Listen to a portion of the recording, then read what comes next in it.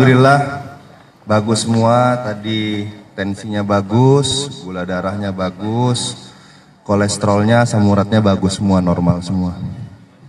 Insya Allah siap untuk persiapan pelantikan dan siap juga untuk retreat nanti tanggal 21. Apa?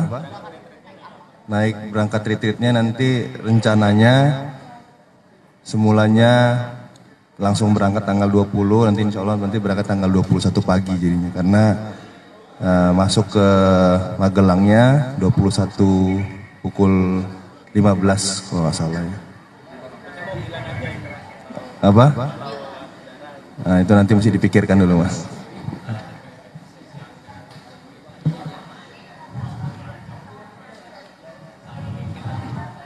Ya kita koordinasi selama ini, sejauh ini juga yang kita lakukan selama saya menjadi wali kota Medan, kita juga selalu koordinasi, kemarin juga dengan provinsi, Pak PJ Gubernur juga sudah menyampaikan terkait efisiensi, jadi kita sudah persiapkan semuanya.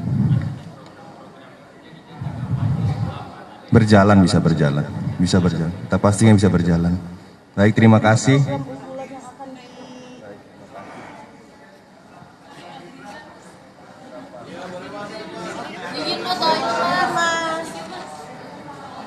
Ya, kita diperiksa tekanan darah, gula darah, kolesterol, dan semuanya menunjukkan angka yang sangat baik. Tidak ada masalah dengan gula, tidak ada masalah dengan asam urat, tidak ada masalah dengan kolesterol. Saya ada masalah cuma satu aja, nggak punya temen meriksa gula itu aja. Persiapan buat nanti tanggal pelantikan? Iya,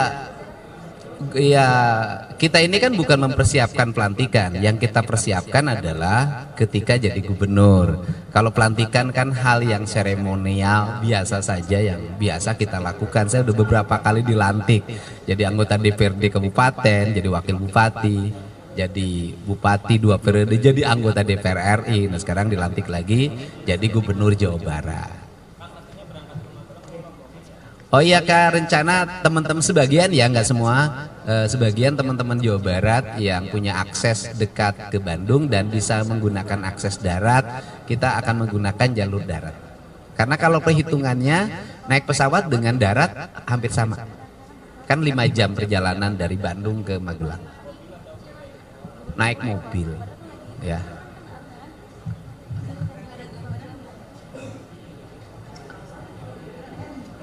Oh sama, kan Pak Presiden itu sudah ada Impres nomor 1 tahun 2025.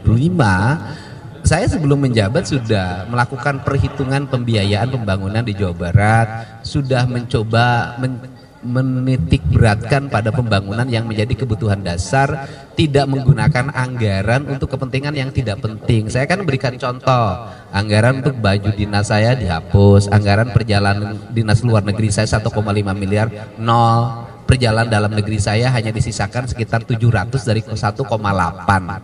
Ya semuanya sudah diberikan contoh dari gubernur sendiri, nanti ke bawahnya. Dan perlu saya informasikan sampai hari ini total dari belanja yang tidak penting ya. Jadi bukan efisiensi menghapus anggaran pembangunan, tidak.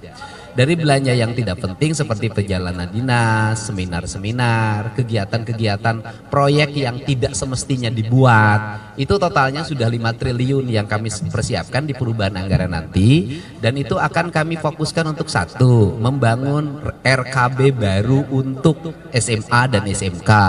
2, membangun sekolah baru untuk SMA dan SMK. 3, membangun jalan lintas dari mulai Parung Panjang, Jalan Puncak 2, jalan penghubung Sukabumi Pangandaran. Ini menjadi prioritas kita, memperbaiki seluruh infrastruktur irigasi agar ketahanan pangan meningkat, meningkatkan mutu laboratorium untuk penelitian bibit padi. Ini akan menjadi fokus, mengintegrasikan pelayanan kesehatan dari mulai rumah sakit rujukan sampai puskesmas pembantu. Nah itu seluruh pembiayaan itu akan diarahkan dengan target pembangunan infrastruktur pendidikan, kesehatan, irigasi, jalan di Jawa Barat bisa tuntas pada tahun 2026.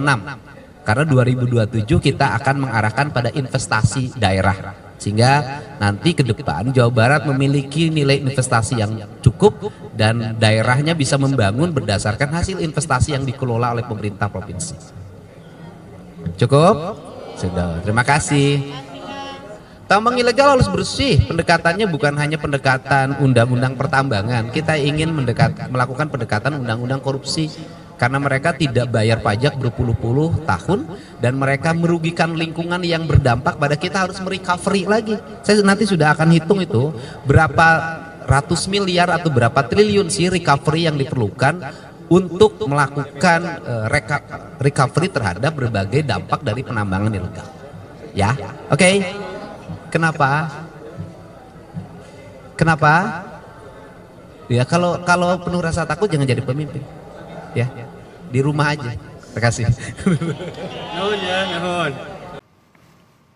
Dari mulai gula darah, kemudian tensi, kemudian asam urat, semuanya normal. Dan kita siap untuk melaksanakan kegiatan selanjutnya, baik itu proses gladi kotor, gladi bersih, pelantikan sampai ke retret nanti. Baik, terima kasih. Okay.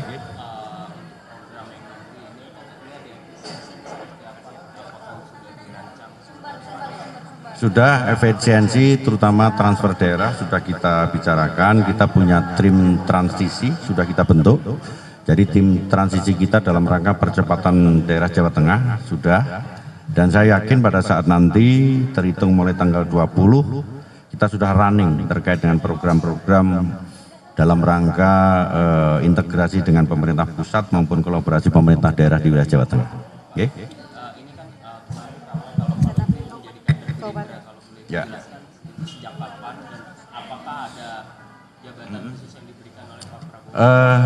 Pada saat saya daftar sudah menjadi kader Gerindra.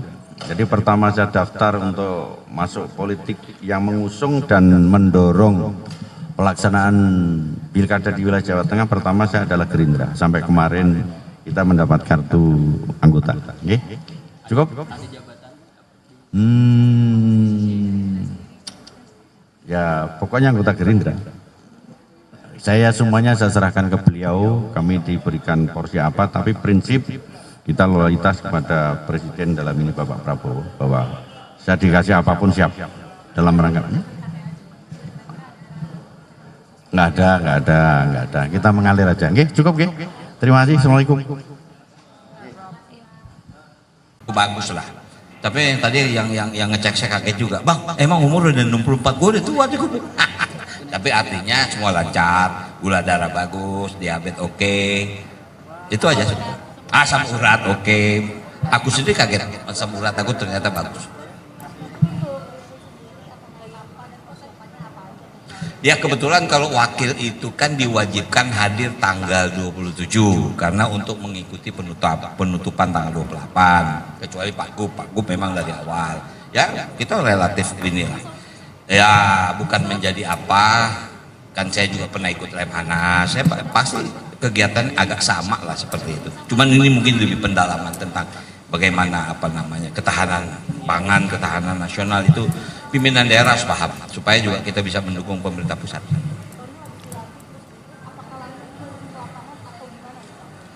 Habis besok dilantik, hari pertama sudah bekerja.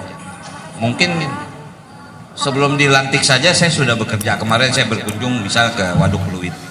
Saya melihat kemudian waduk di Muara Baru dan saya berkunjung ke Pik. Artinya karena sebelum dilantik rob sudah menghadapkan. Nah, jadi Pak Gub juga minta saya untuk melihat situasi itu sehingga 100 hari program kerja kita yaitu pengerukan sungai akan kita lakukan. Gitu. Enggak ada. Pak Gub udah bilang kita nggak perlu arak-arakan. Mungkin nanti setelah pelantikan di istana kita ke balai kota, ya mungkin bahasanya mungkin di sini tersertijab. Setelah itu paripurna di DPRD. Itu nggak perlu ada arak-arakan. Hari pertama tentu kita langsung kerja. Jadi, tentu kita akan panggil semua SDA, SKPD, supaya kita paham. Ya, kan sebetulnya kan tim transisi sudah bekerja. Semua kedinasan sudah paham maksud tujuan Pak Gub dan saya apa. 100 hari kerja apa. Jadi itu yang akan kita pantau. Ya kalau ini nggak bisa mengikuti, kita tinggal lihat evaluasi selanjutnya.